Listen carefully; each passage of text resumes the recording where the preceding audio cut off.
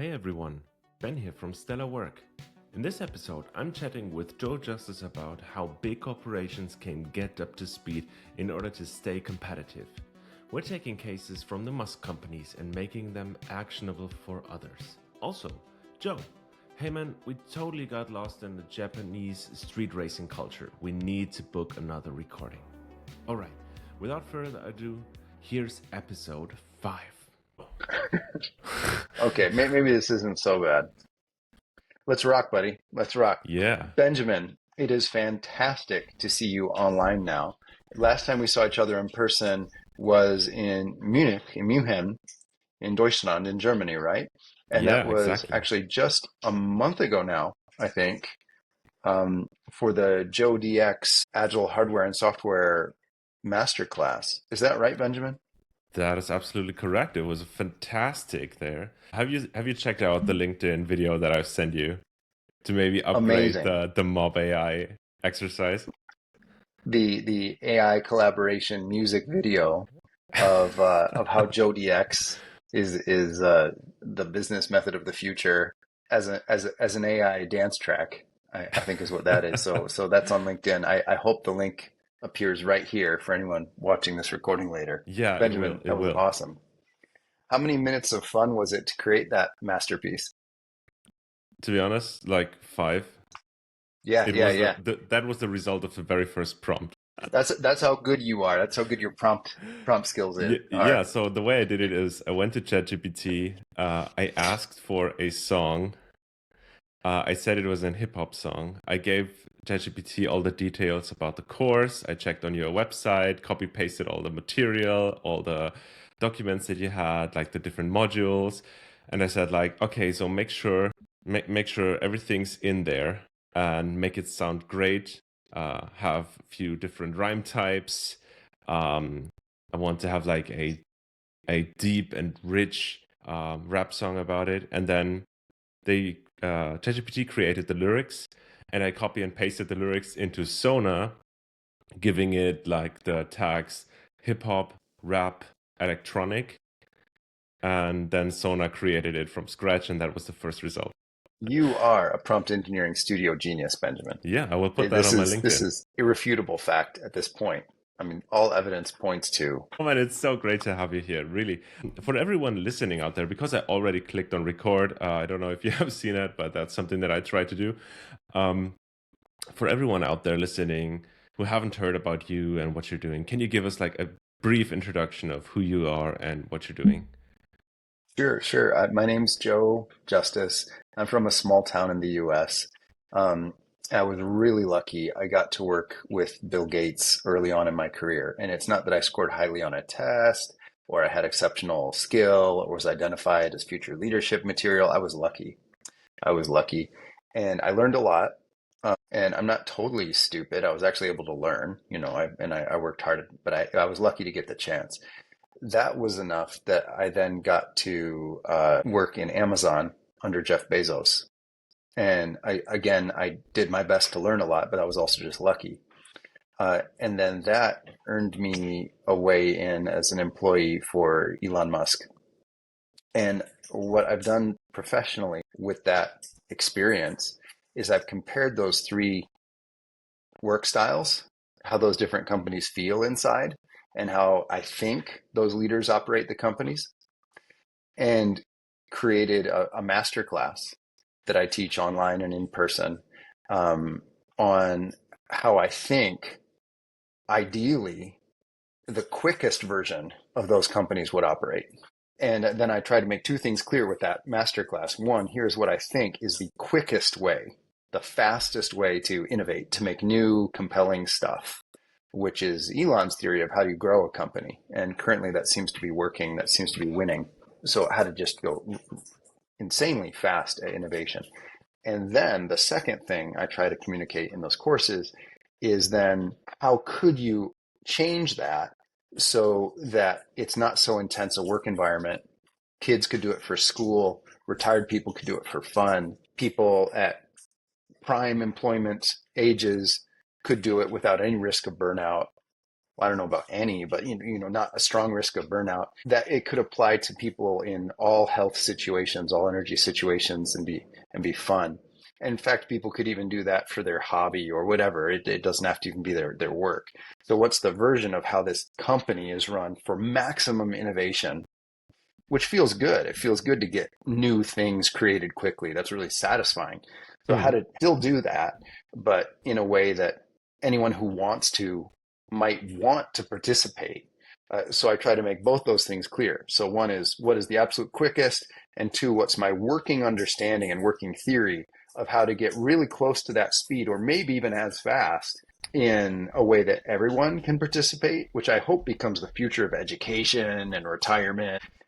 If we have universal basic income and AI is doing all the necessary work, it's what we do for fun. I hope it's like my theory for an ideal future society. And that's what I'm up to now. So that's me, Joe Justice. That's my current life mission. I founded a car company along the way. Maybe that doesn't sound like it fits in the story, but it happened. WIKISPEED. We made 14 cars, so not that many, but not that few, road legal and race cars. And we actually set 4 world records with them. Something Team WIKISPEED did is we actually won the 24 Hours of Nürburgring in 2014. One of the classes, not overall, but one of the classes, the 6-cylinder class. We became all electric later, but at that time we were gasoline 6-cylinder. And we won, like, against BMW and Porsche. So that's insane, right? So this little That company, is we've insane. done some big things. And I got a lot of experience running a car company, a tiny multinational car company. And right now I'm involved in electric vehicle racing in Japan, the Japan Electric Vehicle Racing Association, So, JEVRA. so It's a very do we polished, like see? white glove, clean car race series. It's on TV. It's really small. There's very few audience members, but it's very professional anyway. And I'm having a great time preparing the car for that right now. So are we going to see like full electric 2000 horsepower Miata drifting along the streets of Tokyo? Along the streets of Tokyo? That's the goal. That's the goal. But so sorry, right now it's only 1,020 horsepower. So it's Ah, half of what you said. 1,020 horsepower, but that's only. not bad. They're very quick. They're very quick. But unable to fly with only that amount of horsepower. You would need a couple of more to make them fly, right? I think you're probably right, Benjamin. So we'll work up to that. What I'm happy about already is that the cars look like race cars and the Hmm. drivers look like race drivers. I got involved in racing in the US after seeing a bunch of movies and honestly animations too about racing. And I had this romanticized, idealized image of what I thought racing was. And then I went to racetracks in the US, and it was a bunch of people in torn jeans and t-shirts, which there's nothing wrong with that, but it wasn't this, like, Shiny I don't know, it didn't elegance. feel official and clean the Yeah. way I had in my mind. And then I come to Japan and everything's official and clean. Like the kids' cafeterias at school, they'll have a tall white hat and like a double-breasted white button fitted, like sewn to fit them chef's suit for like 7th grade lunch meals. And no one thinks that's funny. Like everyone thinks like, of course, of course. And this person's life is doing this. And they make like very little money. So it's not that. They're like, this is my passion. So that's Japan, right? It's like everything up to 11. Well, so this racing series is super official. White glove, like legit, clean white glove, flag, waivers, completely precise to the degree. And I'm not saying that as a joke. Like if you took a Hmm. video and overlaid point and lines, they are precise to the degree. I'm not joking about that. Like they actually are. And the cars have beautiful decals, and the drivers are wearing clean, folded vest, fire retardant suits with the neck warmer just to the right spot, and racing helmets that look like racing helmets. It looks great. Now the series is Serious so young. There's business. like 11 spectators. I don't know, maybe 100. Is very, very few. But it's on TV anyway. Typical Japan. You don't know how these things make money. You don't know how these things survive, but they're big anyway. So it's a great time to enter. In fact, I think I'm going to win our class because I'm preparing now a Tesla Model Y Performance. So that's an Hmm. SUV. It's not the quickest. It's not slow. And it's just actually ridiculously quick compared to other SUVs, but it's not the fastest Tesla. It's not the fastest electric car. Some of the races this year, it will be the only SUV class entrant that's how young the race series is. So if that continues up until race day, I'll win. Like, how cool is that? Like, now how badly our car might perform will win. So I hope other SUVs enter, but another way, I hope we don't. I hope they don't because then I win. But we'll see. So it's that young of a race series, which makes me feel good about participating. I know I'm helping a Yeah, yeah. lot.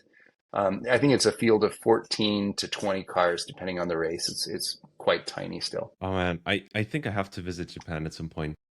That sounds just awesome. You should, and in fact, you should then join Team WIKISPEED to help check tire pressure or change tires if we need to. There's work to do. It's not just cheering, right?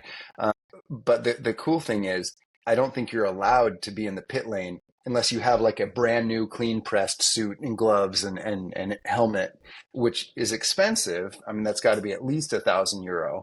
It might even be Hmm. 3,000 depending on what kind of helmet and stuff. But the upside is it looks so professional because everyone is Yeah, that way. yeah. I just imagine the social media pics that we're going to do with the green pressed suits. Even Ah, the that would stuff be so great. from the last few seasons looks great. So I'm hoping to join June 29. For those of you watching this in the future, that's 2024. So you'll already know the race result. Hopefully that's like overlaid right here. Um, and I hope it's a good result, but we'll see. Yeah. Hey, It'll be a I lot of want fun. to. I have written down a few questions that I wanted to ask because I've attended your course. It was awesome. Check it out. I have the description and the links if you also want to attend it. I highly recommend it. And I don't want to spoiler all the content that you're doing on the course. I have some more questions because this project that I'm doing with my new company, Stellar Work, is all about transforming businesses and transforming companies. Because at least here in Europe, innovation very much comes from large companies and corporations doing spin-offs. We don't have that strong of a startup culture where you would start in your mom's garage, but much rather work at a big corporation and then do a spin-off by launching a new product or launching new services. So I was wondering, with all the things that I've learned in your course, what would your recommendation be on for the bigger legacy companies out there on how to adopt this? Because I can't think of, yeah, just attend a course. Those are the 5 steps. Go ahead, right? So I'm really puzzled. What's your opinion on that, and what would you recommend those companies to do? The work to get really fast at innovation is, I think, similar regardless. The question is, where do we get to start? Where's our influence? If we're on the owning board of a company, no matter what the size, maybe it's our company and we're the only owner. We put €50,000 in because that's all we had, and Mm, it's our company. Well, then we are the owning board, right, of this little company. Or if you're one of the 12 owning board members of a huge established firm with 100 or more years of legacy, I think the step is the same, but that's the owning level, right?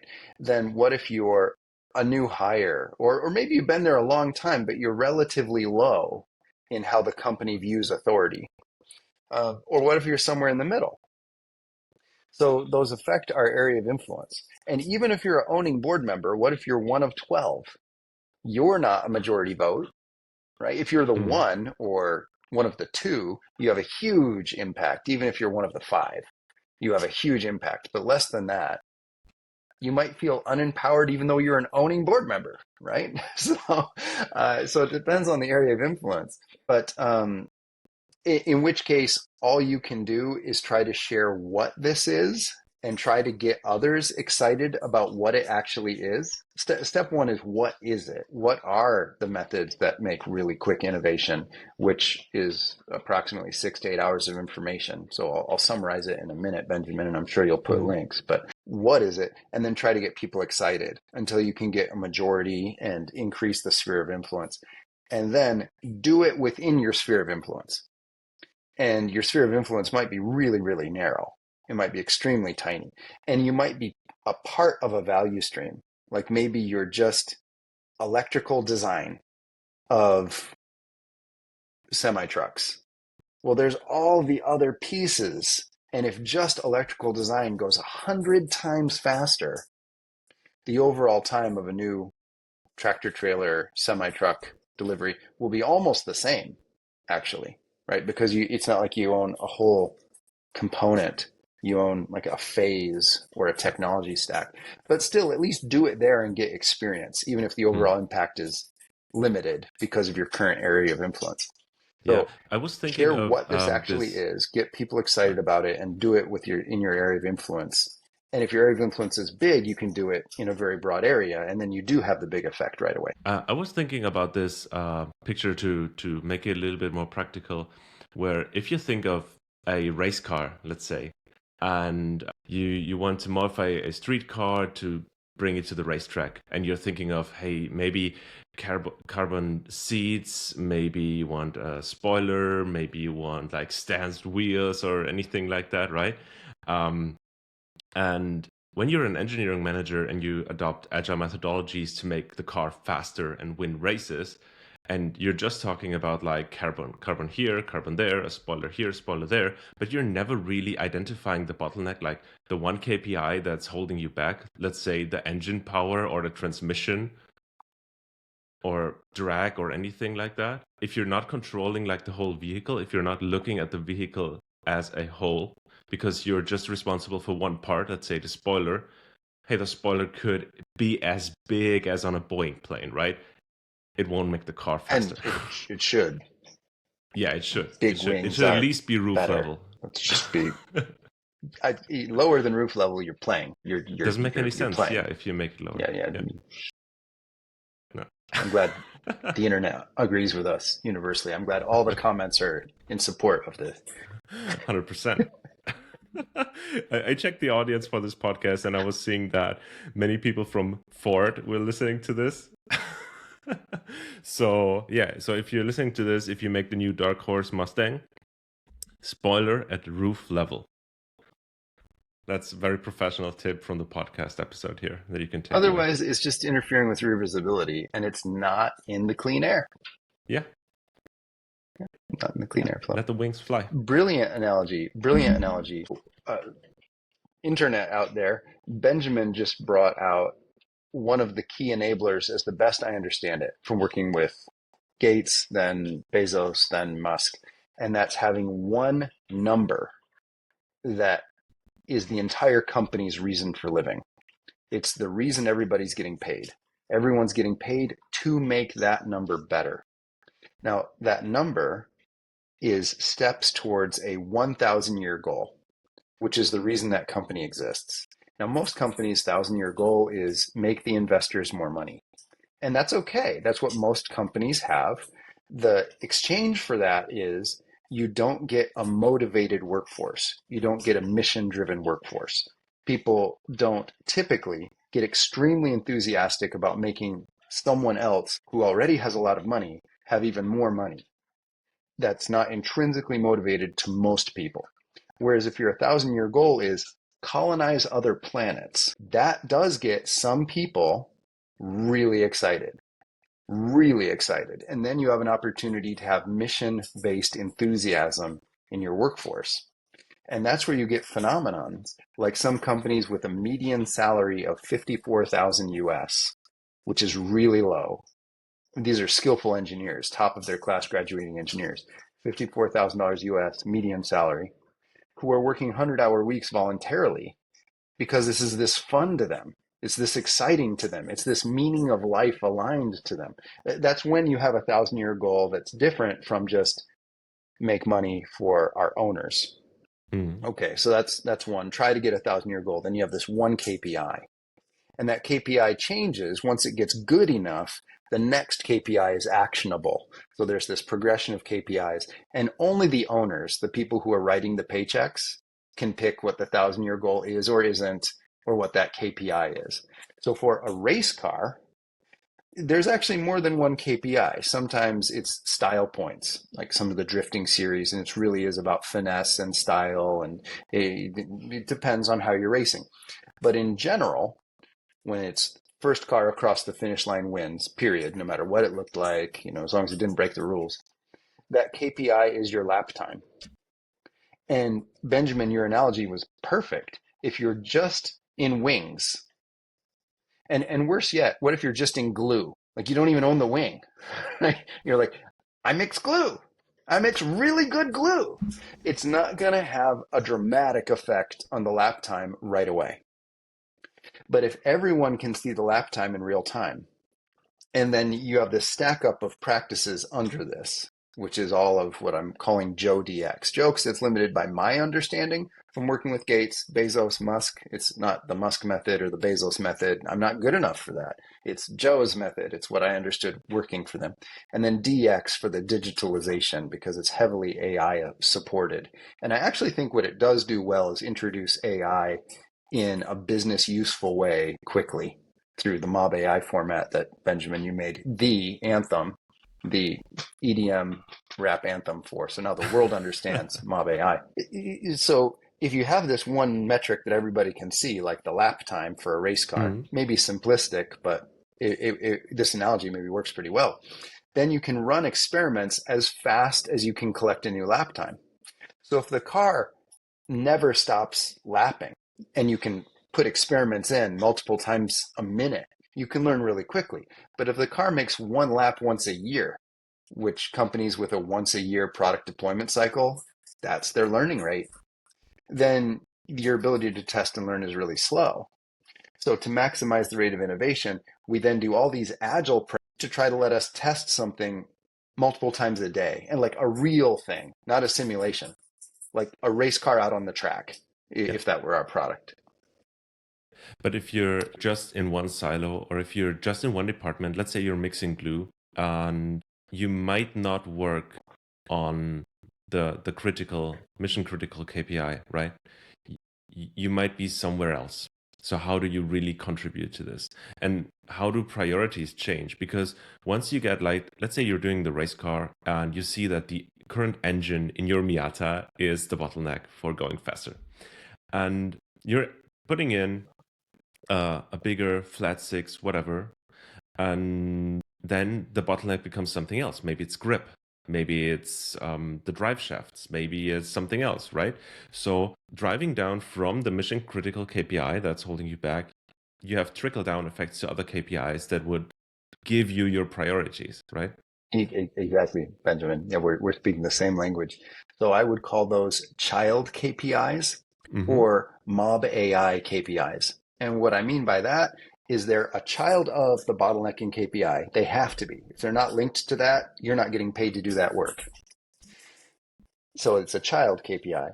And they're also mob AI KPIs. By that, I mean a group of 3 to 5 humans with AI assistance, if you have it, could maybe they have a reasonable chance of improving that KPI within 24 hours. That's the size of it.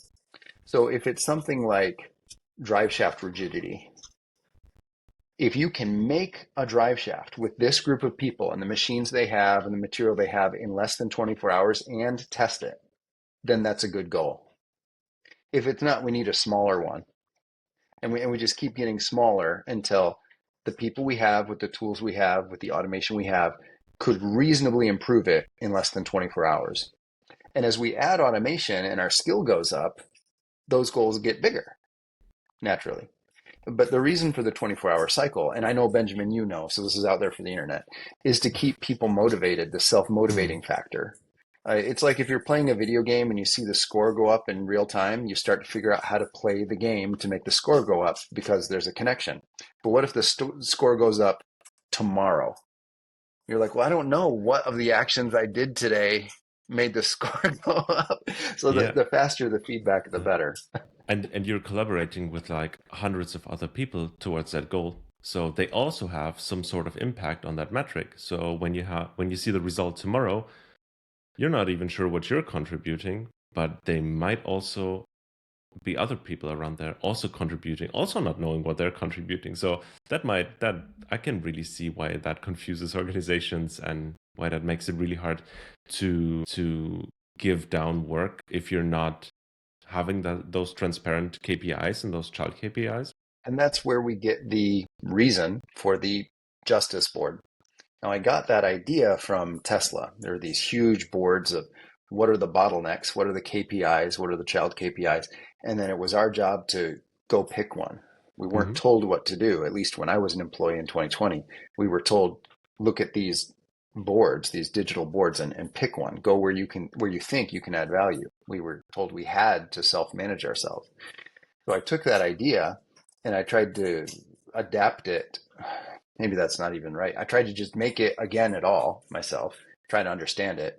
And by doing that, I think I did adapt it to fit what a lot of people know about Agile, to make it fit with team Agile boards and organization Agile boards. And what it's become is the Justice Board, my understanding of this board, where you have your 1,000-year goal, and then under that, your step towards it, your bottlenecking KPI, and then under that, your mob AI KPIs, your child KPIs. And then for however many people you have access to, you need enough non-dependent, independent, parallel executable child KPIs, mob AI KPIs, so they all can get to work. And that makes us restructure our products. So you have these less dependent pieces. And that connects to what I learned making WIKISPEED, making cars and race cars. We split them into pieces. So just for space reasons, so we could lay the car out in pieces, modules, and teams could make an improvement on their piece and then put it back together and test it, split it apart, teams work, put it back together, test it.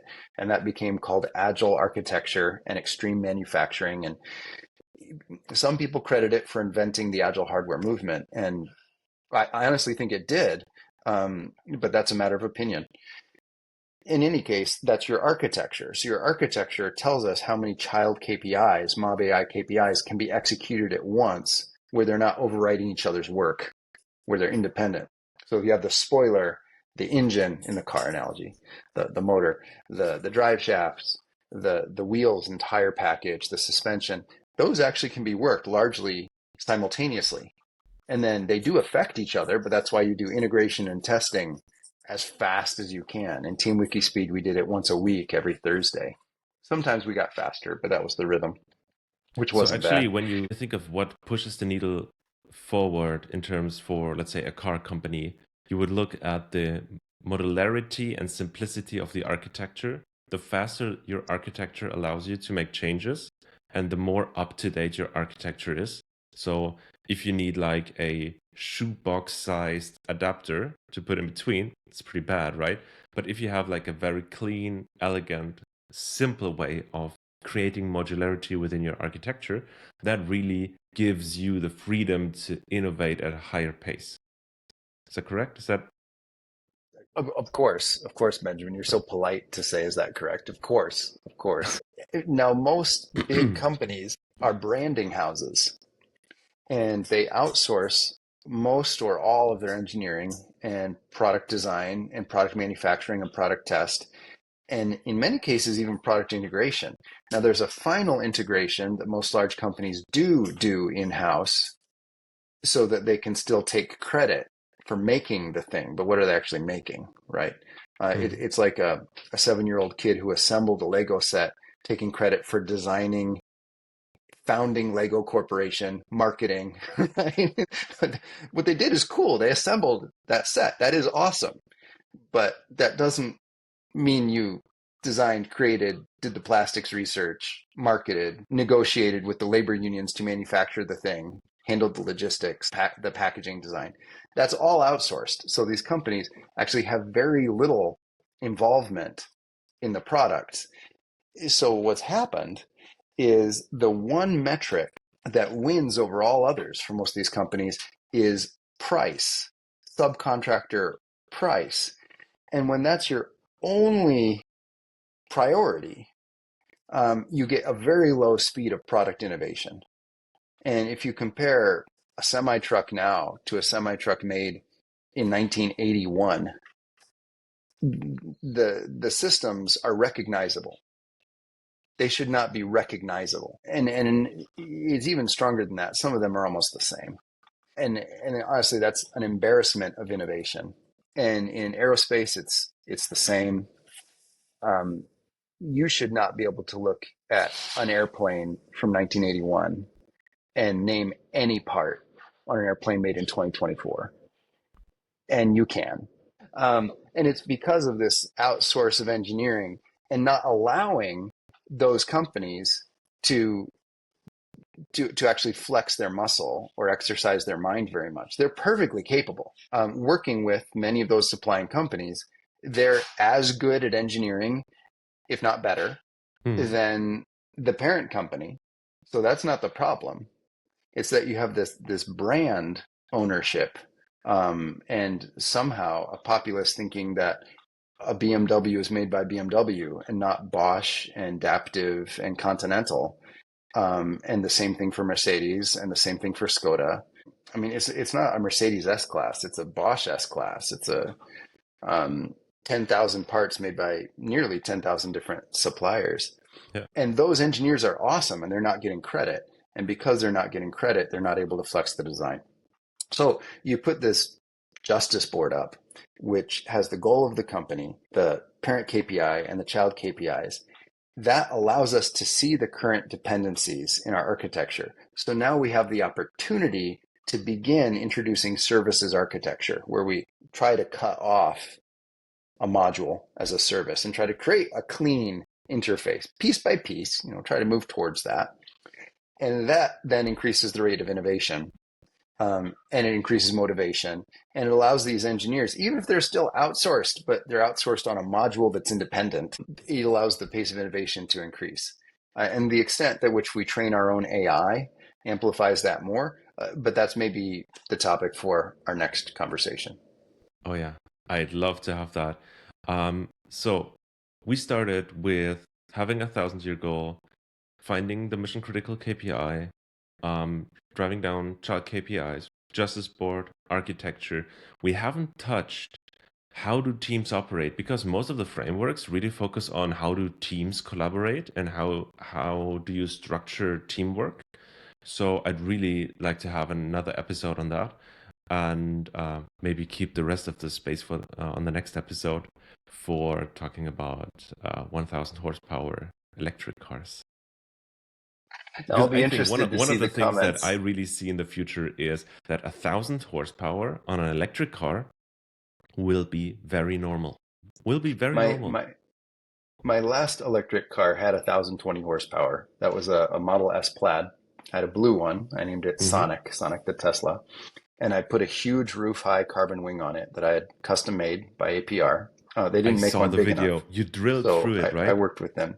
Yeah, Jesus I Christ, you was really drilled through painful. your It's an 1,000 expensive horsepower car. car. And then I put 12-inch wide wheels on it, Hmm. all four 12-inch wide wheels with, I should know the tire size for sure. They were at least 355 wide.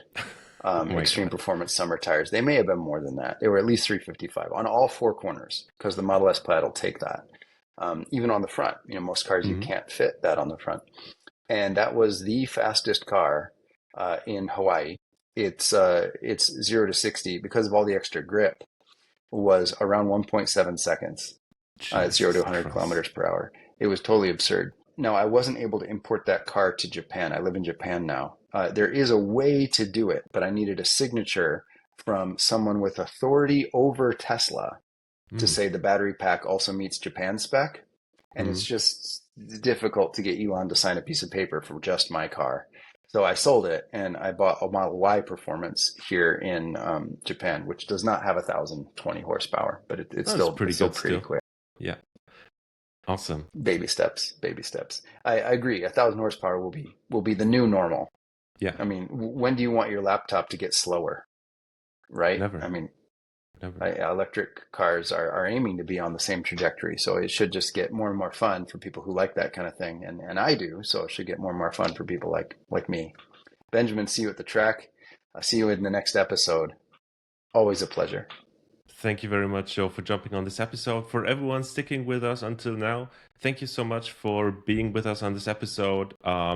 Just stay here. We'll put in the video of the song that we talked about so you can see it. If you open up your player, you will have a chance to look at that. For everyone else, check out Joe's courses, Joe's course material. We have the link in the show notes. And if you want to chat and have questions, just post anything on LinkedIn. We'll provide the links below. See you there, and thank you so much. Bye bye. Hey everyone, thanks for making it to the end of today's episode. If you got this far, maybe consider a like, or even better, share this episode with someone who might like it. Also, it's a perfect time to check out the show notes or give us some feedback using your podcast player. It would be a breeze to get 5 stars in your podcasting app, but there's also a feedback form for every episode. And yes, I'm checking that almost daily. Oh wait, did you wait for the song? Well, here it is.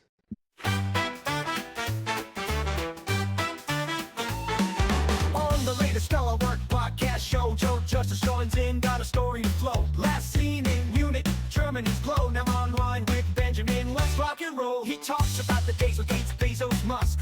Learning from the best, now that's a major plus. Agile hardware, software, innovation is a must. Joe's got the vision and his skills we trust. It's the Joe Justice Show, innovation on the go. From electric cars to agile bars, he's got that glow. Listen up and learn, feel the energy flow. On the Stellar Work podcast where the insights grow.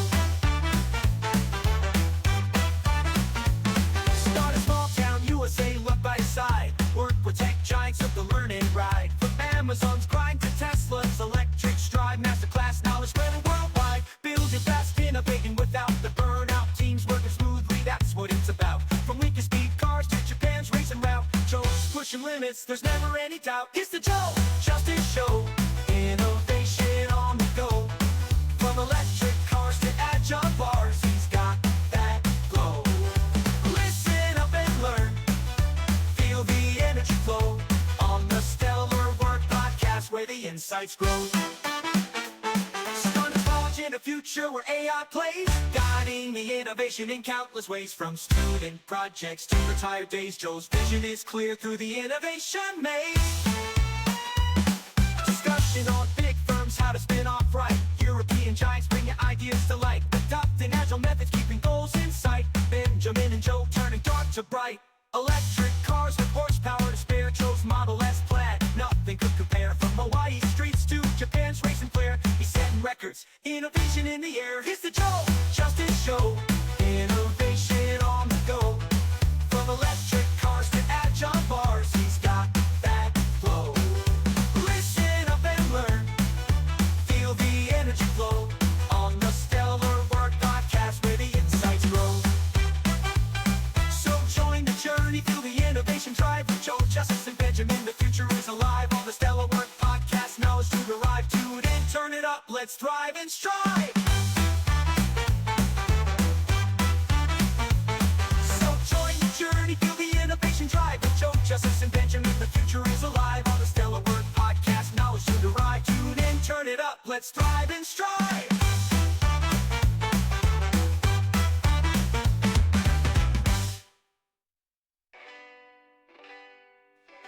Join the journey, feel the innovation drive, guiding the innovation in countless ways.